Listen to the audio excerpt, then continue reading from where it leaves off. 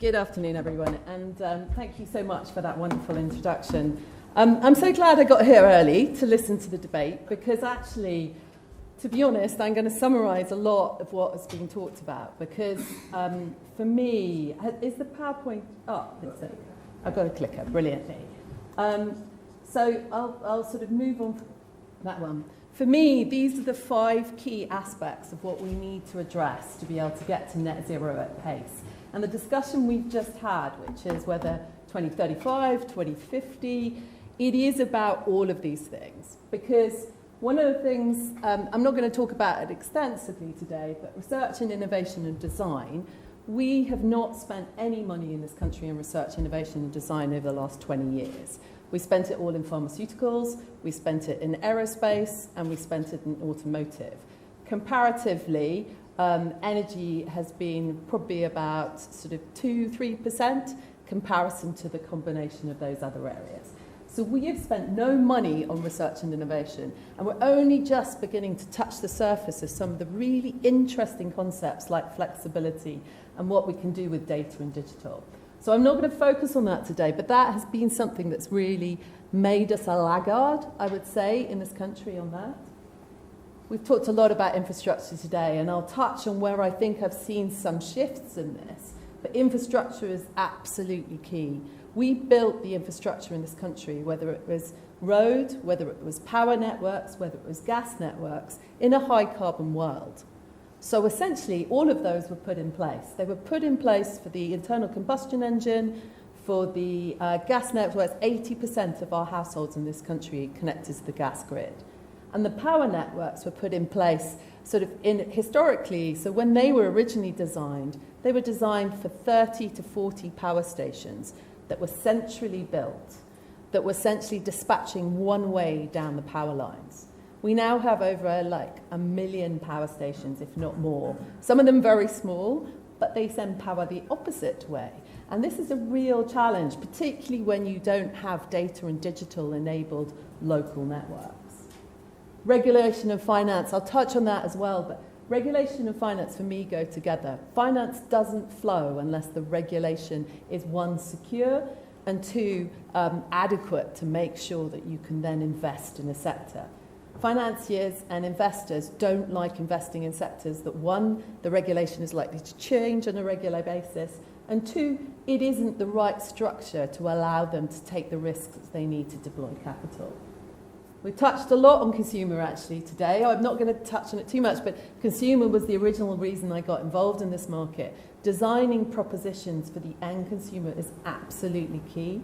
Empowering them to do something in an energy market which they feel at the end of the line and having to cope with all the prices, actually allowing them to be part of this market, whether they generate their own power or whether they reduce or whether they get involved in flexibility, I think is a key way to unlock the residential market. And then skills and leadership. This is a massive lack in this country. We are not training enough capable people to deliver on this transition. And anybody who is hiring in this sector knows that you have to be right at the top of your game if you're a company who wants to hire great talent, because there is so little of it right now. So that is my kind of overview. And actually, I think I'm not going to stop there, but I could stop there because you've had so much information already from the brilliant speakers who have gone before me. But I'm going to concentrate on sort of 3 key areas. One is the infrastructure area. Now, I've touched on already power, heat, and transport networks, all designed in a high-carbon world. And probably, I think, it's already been said, it is one of the major problems with the shift to this. And I don't think it's really had enough focus.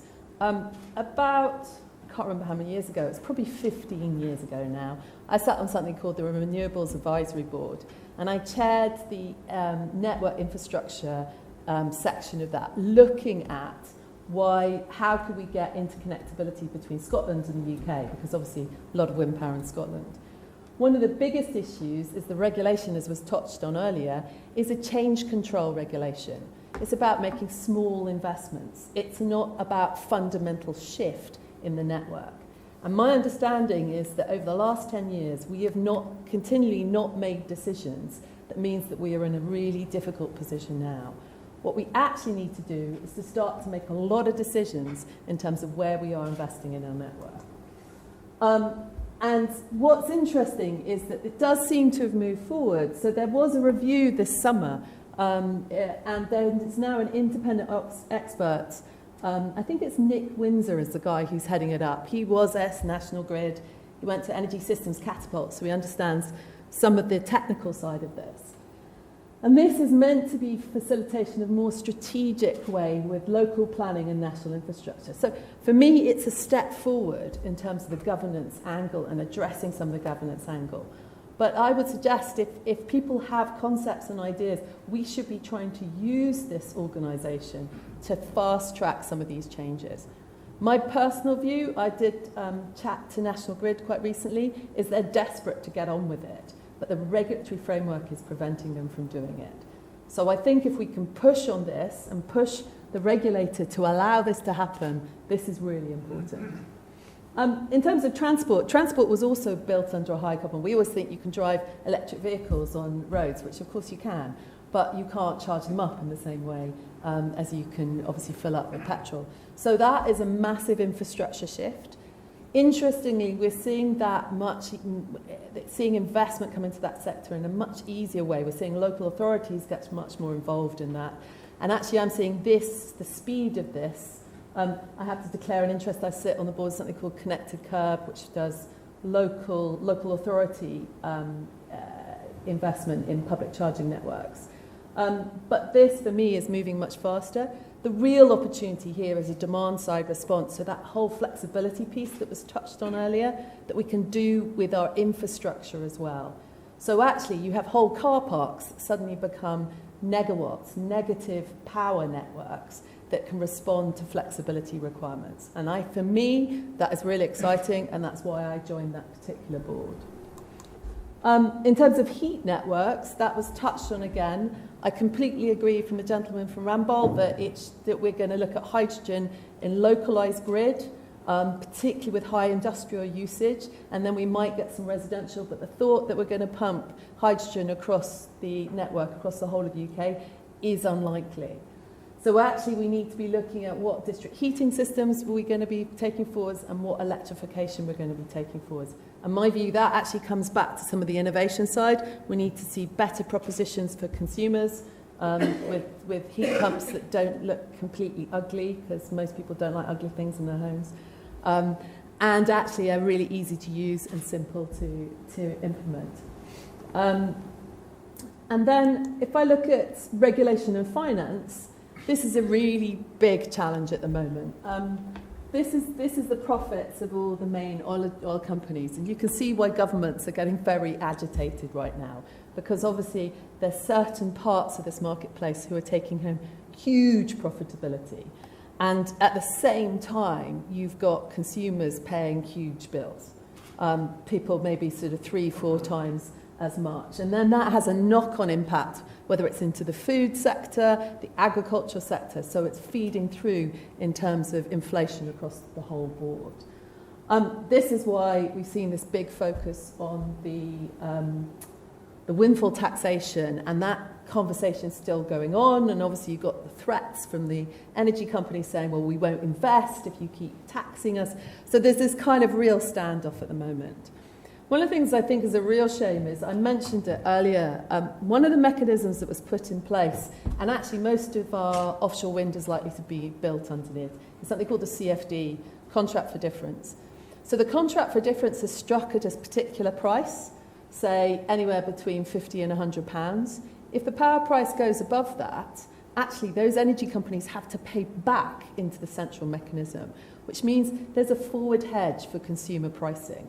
And I think that's a really interesting mechanism. It's a bit of a shame, I have to say. The renewables industry won't probably like me for saying this, but it's a real shame that some of the other instruments we didn't migrate into the CFD, because we wouldn't be having this debate about windfall tax now. We would have these long-term secure contracts for renewables, and they would be supporting domestic consumers. We obviously had the mini budget. Anybody who needs to use a discount rate in terms of looking at the valuation of their portfolio will have been slightly terrified during that point, myself included. because obviously that undermined a lot of valuation and we saw a lot of value. I can't remember how much people think Liz Truss has cost the UK government, but it's about, UK economy is about 30 billion for 6 weeks' work. That's pretty good going. But this has had a lot of knock-on effects. There have been no IPOs. A lot of them have been pulled, particularly in this area. Discount rates, as I mentioned. Cost of debt has gone through the roof. So the thing is that investors don't like this. There is still investment out there. There are still people wanting to invest. It's not a fun place to be right now. But I think there's still a lot of pressure. So we're still seeing the whole ESG part move forward. We're seeing the pension industry coming under a lot of pressure now to make sure they're investing in this ESG part. Something called, I bet people come across Make My Money Matter. Richard Curtis, who made wonderful films like 4 Weddings and a Funeral. He is now campaigning, particularly in the pensions market, into the retail sector, to push this market into putting their money where their mouth is. And then skills and leadership. So the Skills Task Force met in 2021, highlighted the need for action and the right skill sets in the UK workforce, particularly in STEM. That was it, I have to say. I'm not sure I've seen anything from the Green Skills Task Force since then, which is slightly unfortunate. There's been a select committee saying that these findings are still concerning, but there are we're not seeing enough movement. The energy industry is really aware of this lack, but I don't think the connectivity is doing. One of the reasons I joined the Energy Institute was particularly to focus in this area, working with universities, working with cohorts to try and make sure that we give energy professionals working in this sector a route into the market and then a route to develop as you go through. ELC is something called the Energy Leadership Coalition. It's all the big energy companies in the UK. They are actually thinking about how do we advertise to get more people into this sector because it's so hard right now. But on the other side, the recent IEA report that's just come out recognises that nearly 65 million people work in this sector from one end to another, which is nearly the population of the UK. And 50% are now working in clean energy, and there's a significant focus on Southeast Asia. I think there was a chat about that we're not greening up the rest of our supply chain. I would say that Southeast Asia is probably going to accelerate. They have some big challenging issues on their network grids, interestingly, same as us. But once they get over that, what they're getting is a huge pressure from things like the footwear industry to decarbonise their supply chain. And so we're seeing, I think, competition for talent will intensify, if nothing more. So my view is you've got to hit all those three. It's a bit like a fun fair where you have to go around and make sure you've taken out all of them, otherwise you don't get the prize of the 1.5. If we're going to actually do this, we're going to have to engage with businesses. I mean, I love business. I think business is the energy of the engine of our economy. It's a thing that gets things done. But we have to make sure that governments put the right frameworks in place and don't get in the way.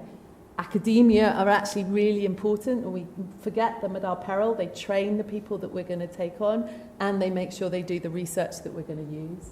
And consumers. The end consumer is going to be the people who take over. Now, what I'm hoping is actually we produce a world where they drive better cars, they have cleaner energy, they have lower bills in the long run, but there's a lot of work for us to get to that utopia. And I think this is the way that we can help them do that. I think that's it. Thank you very much for listening.